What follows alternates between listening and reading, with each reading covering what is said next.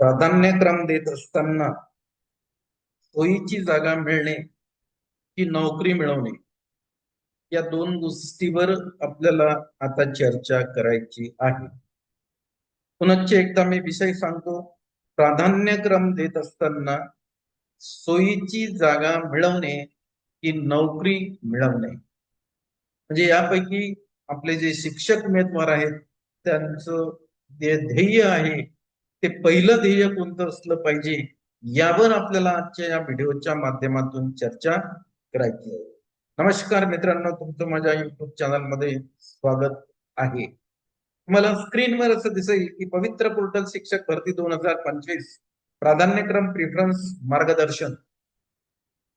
कारण सध्या तुम्हाला माहित आहे की आपल्याला 13 ऑगस्ट 2026 पर्यंत प्राधान्यक्रम लॉक करायचे आहेत. आणि हे प्राधान्यक्रम लॉक करण्याच्या पूर्वी आपल्याला बऱ्याच गोष्टीचा विचार करायचा आहे. त्यापैकी काही महत्वाच्या गोष्टी ज्या आहेत किंवा काही महत्वाचे मुद्दे आहेत ते मी आज तुमच्या सोबत चर्चेला घेणार आहे. प्राधान्यक्रम लॉक करताना या चुका टाळा. 100% सिलेक्शन साठी अचूक आणि सविस्तर मार्गदर्शन. आपल्याला प्राधान्यक्रम असे द्यायचे आहेत की आपलं 100% सिलेक्शन झालं पाहिजे.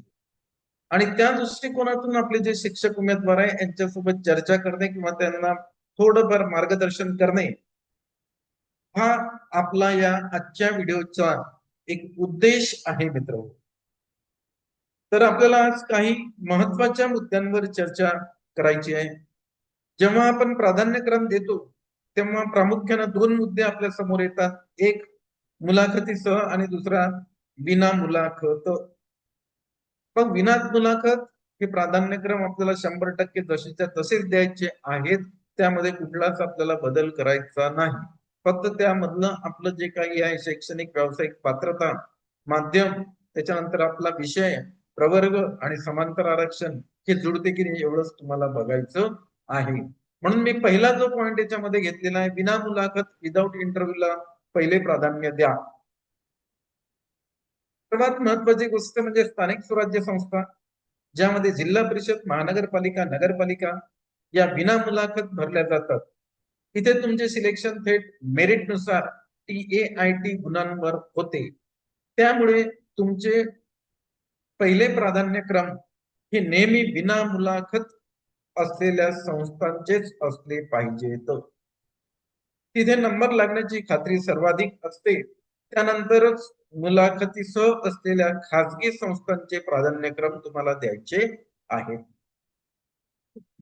सॉरी मित्रांनो, तुम्हाला सुरुवातीला जे काही प्राधान्यक्रम द्यायचे आहेत ते विना मुलाखतच द्यायचे आहेत आणि त्यानंतर आपल्याला मुलाखतीसह हे प्राधान्यक्रम द्यायचे आहेत. हा यामधला एक सर्वात महत्वाचा भाग आहे. दुसरा जो भाग आहे याच्यामध्ये स्वतःचा जिल्हा की जास्त जागा योग्य समन्वय. काही शिक्षक उमेदवार असं पाहतात की नाही मला स्वतःच्या जिल्ह्यातच जागा मिळाली पाहिजे आणि काही शिक्षक उमेदवारांचं हे ध्येय असते की नाही आपल्याला जास्त जागा बघायच्या आहेत आणि जास्त जागा बघूनच आपल्याला प्राधान्यक्रम द्यायचे आहेत. तर काय करायला पाहिजे म्हणजे जेणेकरून आपलं 100% सिलेक्शन होईल. अनेक उमेदवार फक्त स्वतःचा जिल्हा मिळवण्याच्या हट्टामुळे कमी जागा असलेल्या ठिकाणी पहिला नंबर देतात आणि स्वतःचे नुकसान करून घेतात. हे टाळा. तुमच्या प्रवर्गासाठी कॅटेगरी आणि विषयासाठी जिथे सर्वाधिक जागा आहेत आणि तिथे तुमचे मेरिट बसू शकते अशा जिल्ह्यांना वरचा प्राधान्यक्रम द्या. कोणत्याही जिल्ह्यात नोकरी मिळवणे हे पहिले ध्येय ठेवा. सोयीची जागा हे दुसरे ध्येय ठेवा. हो, आजचा काळ तुम्हाला माहित आहे की कॉम्पिटिशनचा एक तर लवकर नोकरी मिळत नाही, पण नोकरीची संधी येत. आता तुम्हाला नोकरीची संधी आलेली, म्हणून तुमचं उद्दिष्ट काय असलं पाहिजे तर आपल्या शिक्षक उमेदवारांचं उद्दिष्ट हे असलं पाहिजे की आम्हाला कोणत्याही जिल्ह्यात नोकरी मिळो. कुठल्याही जिल्ह्यात आम्हाला नोकरी चालते पण नोकरी आम्हाला मिळाली पाहिजे. हे आपलं पहिलं ध्येय असलं पाहिजे. आणि दुसरं ध्येय मग हे ठेवा की सोयीची जागा हे आपल्याला दुसरं ध्येय ठेवायचं आहे की मला कुठंतरी जी जागा मिळणार आहे ती माझ्या सोयीची असली पाहिजे, हे जे आहे तुमचं उद्दिष्ट, हे सेकंड जर असेल तुमचं, तर तुमचे 100% सिलेक्शनचे चान्सेस आहेत. पुढे चालायचंय आपल्याला. पुढचा जो काही आपला मुद्दा आहे, 3 नंबरचा मुद्दा, प्राधान्यक्रम द्यायच्या बाबतीत आणखी एक महत्वाचा मुद्दा मी तुम्हाला सांगणार आहे. त्यासाठी आणखी काही तुमचे FAQs घेतलेले आहेत आपण, म्हणजे प्रश्नांना उत्तर, ते पण आपण आजच्या व्हिडिओच्या माध्यमातून घेतलेले आहेत. त्यासाठी तुम्हाला हा व्हिडिओ सुरुवातीपासून शेवटपर्यंत बघावा लागेल. या व्हिडिओला तुम्हाला स्किप करायचं नाही. डायरेक्ट पोर्टलवर जाण्यापूर्वी कागदावर रफ वर्क करा. हा मी नेहमी एक तुम्हाला सांगत असतो की डायरेक्ट पोर्टलवर आपल्याला प्राधान्यक्रम द्यायचे नाही. आपल्याला कच्चं काम करायचं आहे, ज्याला रफ वर्क म्हणतो आपण. ते कच्चं काम करून नंतर आपल्याला फायनल पवित्र पोर्टलवर करायचं. पोर्टलवर तुम्हाला आलेल्या प्राधान्यक्रमांची प्रेफरन्स PDF फाईल आधी डाउनलोड करा आणि तिची प्रिंट काढा. आता शांत डोक्याने एका पेन्सिलने त्या प्रिंटवर 1 2 3 सॉन असे तुमचे प्राधान्यक्रम घ्या. तुमचे माध्यम, मीडियम आणि विषय सब्जेक्ट बरोबर मॅच होत आहे ना याची खात्री करा. तोपर्यंत कागदावर तुमची यादी 100% फायनल होत नाही, तोपर्यंत पोर्टलवर प्राधान्यक्रम देण्याची घाई करू नका. हा आपल्या शिक्षक उमेदवारांच्या दृष्टिकोनातून सगळ्यात महत्वाचा पॉइंट आहे. नाही तर मग काय, लॉग इन केलं, पासवर्ड टाकला, प्राधान्यक्रम जनरेट केले आणि चेकबॉक्स मध्ये फटाफट बरोबरच्या खुणावर क्लिक केलं, 1 2 3 4 आणि झालं, सबमिट करून टाकायचं त्याला. तर मित्रो, असे प्राधान्यक्रम दिल्याने आपलं सिलेक्शन होणार नाही, हे तुम्ही लक्षात घ्या. प्राधान्यक्रम कसे द्यायचे, तर तुम्हाला काय करायचं आहे की जे तुम्हाला प्राधान्यक्रम आलेले आहेत त्याचं PDF डाउनलोड करा. त्यानंतर त्या PDF ची प्रिंट काढा, प्रिंट कॉपी काढायची. प्रिंट कॉपी काढल्यानंतर त्या प्रिंट कॉपी मध्ये आपला जो विषय आहे, आपलं व्यावसायिक क्वालिफिकेशन्स आहे, आपलं माध्यम आहे, आपला प्रवर्ग आहे, आपलं समांतर आरक्षण आहे का, हे सर्व तुम्हाला बघायचं आहे. आणि त्यानंतर त्या प्रिंटवर आपल्याला पेन्सिलनं 1 2 3 असे प्राधान्यक्रम द्यायचे. आणि जोपर्यंत हे प्राधान्यक्रम 100% अचूक आहेत असं तुमची खात्री झाली पाहिजे की मी आता हे दिलेले प्राधान्यक्रम जे रफ वर्क मध्ये आहेत हे 100% बरोबर आहेत, तेव्हाच तुम्ही पोर्टलवर जाऊन प्राधान्यक्रम द्या. अन्यथा तो देण्याचा अधिकार तुम्हाला नाही, हे तुम्ही आवर्जून लक्षात. पुढे आपल्याला जायचंय, प्राधान्यक्रम आपल्याला द्यायची घाई करायची नाही, अगोदर आपल्याला कच्चं वर्क करायचंय. आता दुसरा याच्यामधला एक चौथा आहे, असाइन आणि लॉक मधील महत्वाचा फरक आपल्याला समजून घ्यायचा. असाइन आणि लॉक हे दोन शब्द तुम्हाला पवित्र पोर्टलवर दिसणार आहेत आणि या दोन्ही शब्दाचा काय अर्थ होते, हा अर्थ प्रत्येक शिक्षक उमेदवारांनी समजून घ्यायला पाहिजे. तुम्ही तुमचे प्राधान्यक्रम पोर्टलवर भरता तेव्हा ते सुरुवातीला फक्त असाइन होतात. असाइन केल्यानंतर तुम्ही त्यात हवे तसे बदल करू शकता, क्रम खाली वर करू शकता. पण एकदा का तुम्ही OTP टाकून प्राधान्यक्रम लॉक केले की त्यात कोणताही बदल करता येत नाही. त्यामुळे 2दा 3दा तपासून मगच लॉक करा.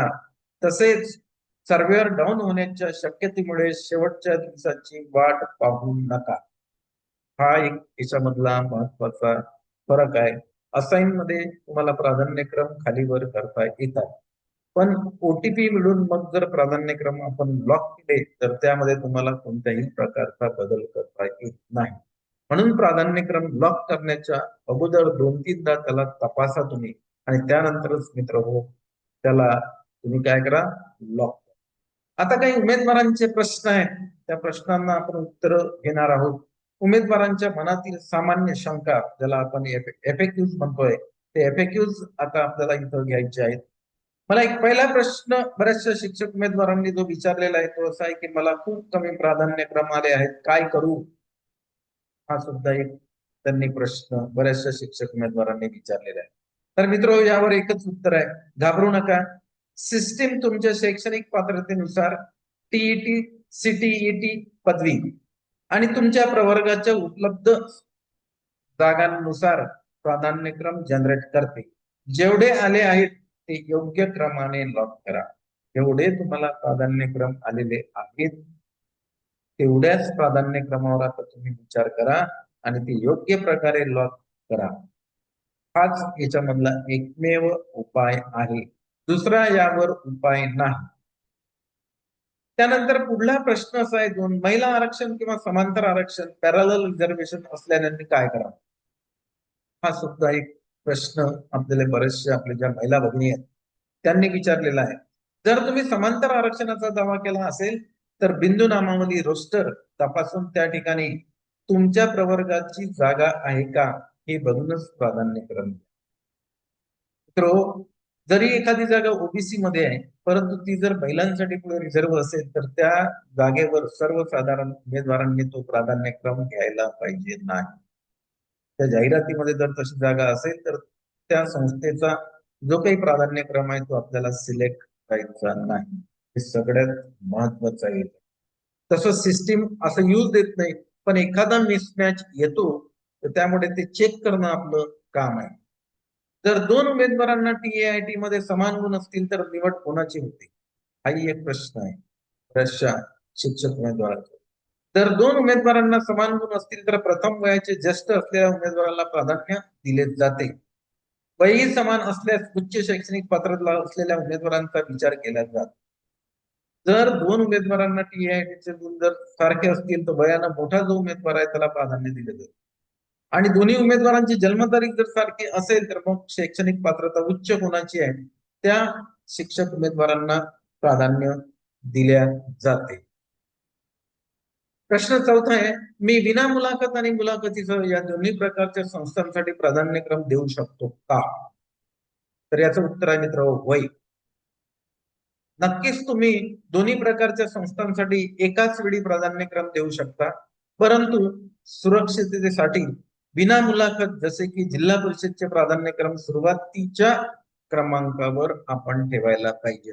जितकेही तुम्हाला विना मुलाखत प्राधान्यक्रम आलेले आहेत ते तुम्ही सुरुवातीच्या क्रमांकावर ठेवा आणि त्यानंतर मुलाखतीचे प्राधान्यक्रम तुम्ही देण्यास सुरुवात करायला पाहिजे. त्यानंतर जनरेट झालेले सर्वच प्राधान्यक्रम प्रिफरन्स देणे बंधनकारक आहे का, हाही एक बऱ्याचशा शिक्षक उमेदवारांचा प्रश्न आहे. त्याचं उत्तर घेऊ आपण, नाही, हे बंधनकारक नाही. तुम्हाला ज्या जिल्ह्यात किंवा संस्थेत नोकरी करणे शक्यच नाही तेथील प्राधान्यक्रम तुम्ही बघू शकता. मात्र नोकरीची संधी वाढवण्यासाठी जास्तीत जास्त प्राधान्यक्रम देणे फायद्याचे ठरते. तुम्हाला जर तुमचं सिलेक्शन प्रोबॅबिलिटी वाढवायची असेल तर तुम्ही 100% प्राधान्यक्रम द्यायला पाहिजेत. हे सगळ्यात महत्वाचं आहे.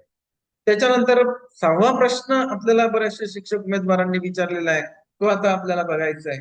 1ली ते 8वीच्या जागांसाठी टीईटी सीटीईटी प्रमाणपत्र आवश्यक आहे का. तर काही प्रश्नच येत नाही. यस, होय. इयत्ता 1ली ते 8वीच्या शिक्षक पदासाठी टीआयटी गुणासोबतच टीईटी किंवा सीटीईटी पेपर 1 किंवा 2 पदाप्रमाणे उत्तीर्ण असणे अनिवार्य आहे.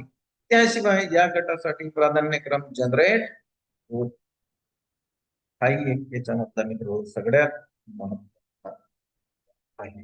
तर प्राधान्यक्रम कसे भरावेत या दृष्टिकोनातून आपण आजच्या या व्हिडिओच्या माध्यमातून तुमच्यासोबत चर्चा केलेली आहे.